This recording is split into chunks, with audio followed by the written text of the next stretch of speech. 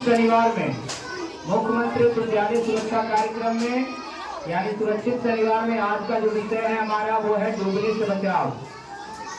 डूबने से बचाव के बारे में जानकारी आप लोगों को दी जाएगी, है ना। अभी बरसात का मौसम है तो जो नदी होता है, तालाब होता है, वो क्या होता है, पूरा पानी से लबालब भरा होता है ना।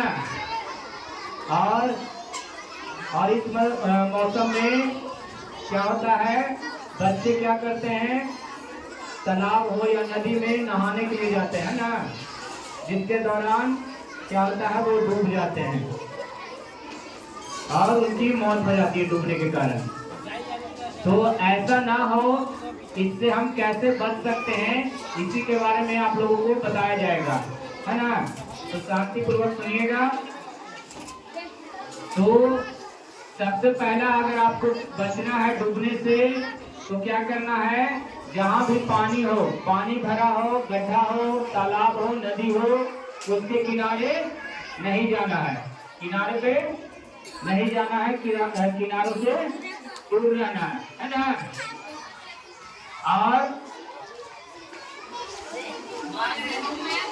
और नदी में जब नदी का बहाव तेज हो या तालाब में पानी भरा हुआ हो, आपको तैरना नहीं आता हो, तो आप नदी में नहाने के लिए ना उतरे, तालाब में नहाने के लिए ना उतरे, है ना। अगर तैरना भी आता है तब भी डूब जाते हैं कितने लोग, क्यों डूब जाते हैं कि जब बरसात के मौसम में क्या होता है, पानी भरा होता है और नदी में क्या होता है, धारा तेज रहती है ना, जिसके कारण धारा का बहाव में आदमी बहाव चला जाता है ना जी। तो इसीलिए जब नदी में क्या होता है, जब धारा तेज होता है उस समय उसमें नहाना नहीं चाहिए, है ना। अगर आपको गहराई का अंदाजा ना हो तो आप नदी तालाब में ना उतरे, ठीक है। और छोटे बच्चे को क्या रखें, नदी तालाब से दूर रखें। आपसे भी छोटे छोटे आपके भाई बहन होंगे, है ना, वो क्या करते हैं, कहीं भी गड्ढा होता है आस पड़ोस में, वहां पे जाते हैं और उसमें खेलने लगते हैं ना, जिसके कारण जिसमें अगर वो गिर जाते हैं, जिसके कारण क्या हो जाता है, उनकी मौत हो जाती है। तो आप लोग ध्यान दीजिएगा, जहाँ कहीं भी गड्ढा हो वो उस गड्ढे के पास ना खेले, गड्ढे से दूर रहें, है ना। तो इस तरह से आप क्या कर सकते हैं, आप बच सकते हैं डूबने से। आई बात समझ में। जैसे कि कर्मा होता है, उसमें लोग क्या करते हैं, कर्मा होता है क्या उसमें जाते हैं,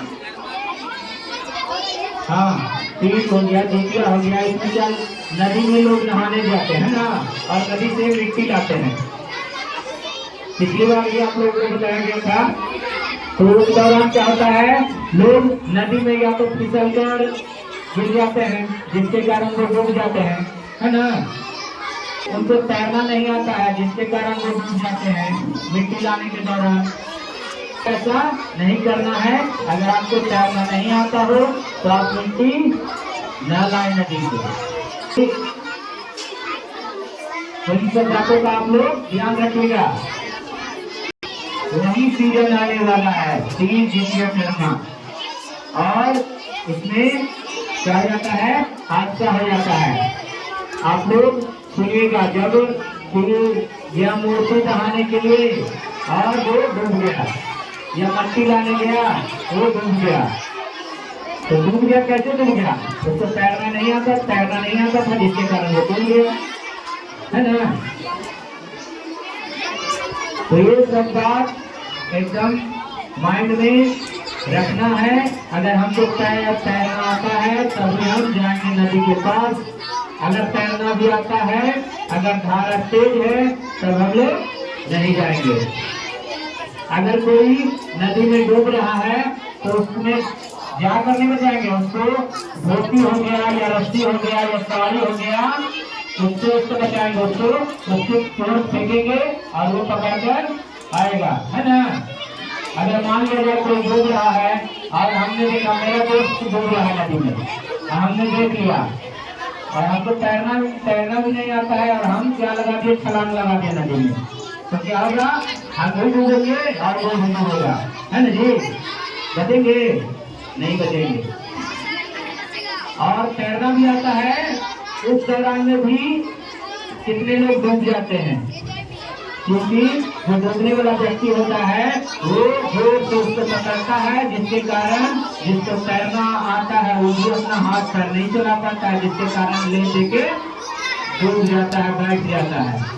तो क्या बचाने के लिए उसको धोती फेंकना है या रस्सी फेंकना है या साड़ी फेंकना है ना, जो आपके पास उस समय उपलब्ध हो उसको फेंक कर उसको बचाना है, ठीक है।